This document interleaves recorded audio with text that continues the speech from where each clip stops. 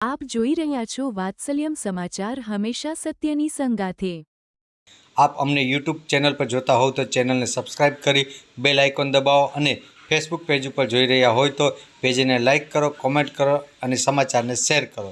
સમાચાર આપવા માટે સંપર્ક કરો 8732918183। નમસ્કાર, હું આપનો રાજુ કરપડા। હાલ જે ગુજરાતના આત્મહત્યાના આંકડાઓ જે વધી રહ્યા છે, કાયદો વ્યવસ્થા ગુજરાતની કથળી રહી છે, ખરેખર એક ચિંતાજનક બાબત છે। સરદાર પટેલ અને મહાત્મા ગાંધીજીના ગુજરાતમાં ક્યારેય આ ઘટનાઓ સ્વીકાર્ય નથી। ખરેખર સરદાર પટેલ અને મહાત્મા ગાંધીજીએ જે ગુજરાતનું સપનું જોયું હતું, ખરેખર એ દિશામાં આપણે જઈએ છીએ, કંઈક અલગ દિશામાં જઈએ છીએ। આ ચિંતન કરવા જેવો વિષય છે।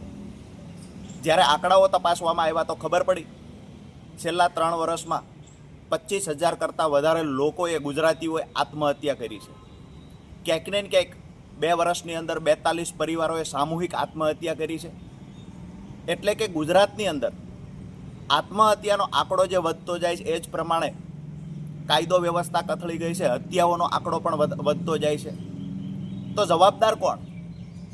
જે લોકો ચેલેન્જની રાજનીતિઓ કરવા આવ્યા છે, જે લોકો મીડિયા સામે આવીને સરકારની જવાબદારીઓ જે હતી એમાંથી છટકી અને ક્યાંક ને ક્યાંક ગુજરાતને, દેશને વિશ્વગુરુ બનાવવાના જે લોકો સપનાઓ બતાવી રહ્યા છે એને ટકોર કરીએ છીએ કે આજે ગુજરાત કઈ દિશામાં જાય છે। ખરેખર ચિંતન કરવાનો વિષય છે।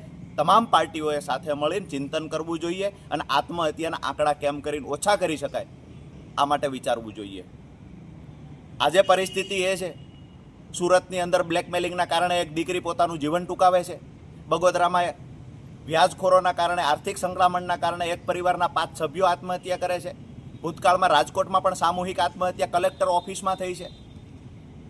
અમરેલીની વાત કરીએ તો 2 વ્યક્તિની 2 દિવસ પહેલાં કરપીણ હત્યા કરવામાં આવી। એટલે ક્યાંક ને ક્યાંક કાયદો વ્યવસ્થા તો કથળી ગયા છે, વ્યાજખોરો માથાભારે બની ગયા છે, વ્યાજખોરોનો આતંક વધી ગયો છે, ખંડણીખોરોનો આતંક વધ્યો છે। જે લોકો શાંતિથી જીવન જીવવું છે, આ લોકો આજે ગુજરાત છોડી રહ્યા છે, જે ગુજરાતી તરીકે સૌથી દુઃખદ બાબત છે, નિંદનીય બાબત છે।